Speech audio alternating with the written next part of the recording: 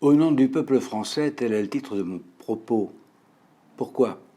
Eh bien parce que ce samedi 7 novembre 2020, le juge des référés du Conseil d'État a rendu en son nom, au nom du peuple, une ordonnance.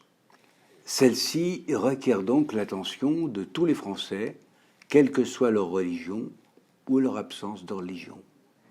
Comme les propos qui vont suivre n'engagent que moi, et bien que ces décisions à caractère juridique gênent mon activité de prêtre catholique, causant de ce fait, je dois le dire, beaucoup de douleur et de chagrin à de nombreuses personnes qui auraient besoin en ce moment de déception que cette ordonnance, de signes forts, d'espérance, je le dis parce que après un moment de déception, cette ordonnance finalement m'apparaît comme juste parce qu'elle place toutes les parties concernées devant leurs responsabilités pour le long terme. Elle leur rappelle ainsi ce que fut leur attitude face à l'épidémie à son début et les incite à la réflexion. Je commencerai par une indication qui n'a rien d'anecdotique.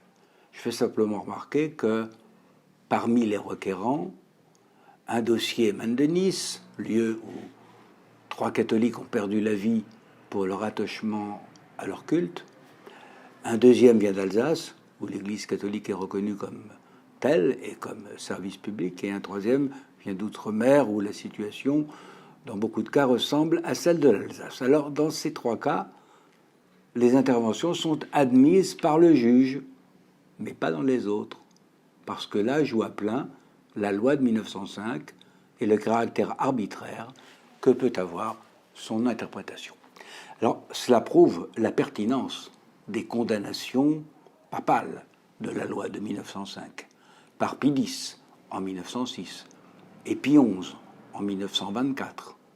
Certes, cette loi que tout catholique devrait considérer comme mauvaise parce qu'hérétique a fort heureusement subi des modifications qui la rendent vivable et qui, même dans les 3 cas précités, n'ont pas porté tort à cette pratique catholique, parce qu'elle était inapplicable pour des raisons différentes dans chaque cas. Mais voilà, elle demeure, cette loi, intrinsèquement perverse. Et elle doit susciter de la part du clergé catholique une vigilance de tous les instants. Celle-ci s'est relâchée d'une manière très visible depuis 2005, quand fut célébré le centenaire de la loi. Certains silences furent pénibles. Par la suite, il y eut un manque de dialogue sérieux entre l'État et l'Église au sein des instances prévues pour cela. Nous le payons aujourd'hui. Mais nous devons remarquer que l'ordonnance se réfère à la loi de 1905, au Concordat napoléonien et à ses articles organiques de 1802, à la loi du 18 Germinal en 10 et à la loi du 13 octobre 1919 relative au régime transitoire de l'Alsace et de la Lorraine. Alors cette évocation du passé concernant les relations Église-État sont très importantes. Et je crois qu'il faudra s'en souvenir quand d'autres questions d'organisation, de vie religieuse se représenteront sur le territoire français. Ce texte du 7 novembre 2020 le justifie, comme d'ailleurs d'autres documents antérieurs. Pour le reste, eh bien, le juge a pris en compte la période de reconfinement justifiée par les chiffres alarmants donnés par le gouvernement et l'attitude très rigoriste d'un conseil de santé qui apparaît de plus en plus comme tout puissant en raison de l'aggravation des ravages de la maladie. Cet alarmisme, il faut quand même le dire, est largement contesté. Mais visiblement, le juge n'en a pas tenu compte. Soit. Cela étant, le considérant numéro 19 doit attirer toute l'attention des autorités catholiques. Celles-ci, sans s'arrêter à la divine surprise que les membres du conseil scientifique s'intéressent à nos messes au point de s'y rendre, doivent être sensibles au fait que, selon ces scientifiques, toutes les mesures sanitaires n'y sont pas strictement appliquées.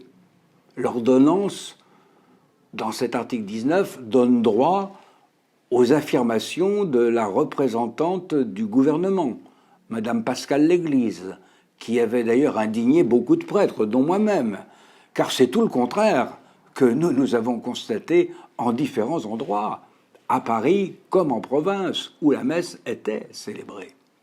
Aucun cluster n'a été repéré venant d'églises catholiques. Aucun procès-verbal n'a été dressé à ma connaissance. Mais nous avons le devoir d'enquêter et de demander à ceux qui nous accusent où et quand ils ont constaté ces infractions. Comme il faut un peu de temps pour cela et qu'à très juste titre le juge fait remarquer que la présente organisation doit être revue le 16 novembre, il me paraît à la fois sage et normal d'obéir à l'injonction. Mais cela ne signifie pas qu'il ne faut rien faire. Nos parlementaires doivent être sensibilisés et se demander, par exemple, ce que vaut leur avis face à ce haut conseil scientifique. Ils doivent prendre leurs responsabilités de représentants du peuple et se demander ce que peut bien signifier pour les victimes de Nice et leurs familles, tout comme pour le terrorisme islamique, l'interdiction des messes publiques. Je ne suis pas sûr que celles-ci servent à la sécurité sanitaire. À l'ordre public, certainement pas. Cela peut être même considéré comme une incitation à frapper encore les chrétiens et leurs lieux de culte, que visiblement l'État français méprise. Aussi devrions-nous, dès maintenant, faire savoir, et c'est toujours une opinion personnelle, que si nous avons eu la faiblesse de sacrifier la Semaine Sainte et Pâques cette année, nous n'agirons pas de même pour l'Avent et Noël.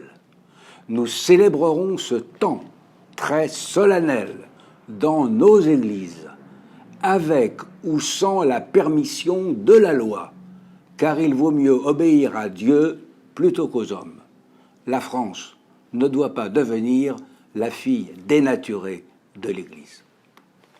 Une dernière réflexion. Le sanitaire a toujours fait partie de la panoplie du pouvoir dictatorial pour museler l'Église.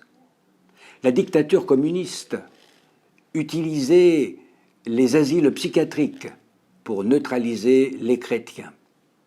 La dictature nazie voyait en eux une excroissance du judaïsme qui portait atteinte à la pureté de la race.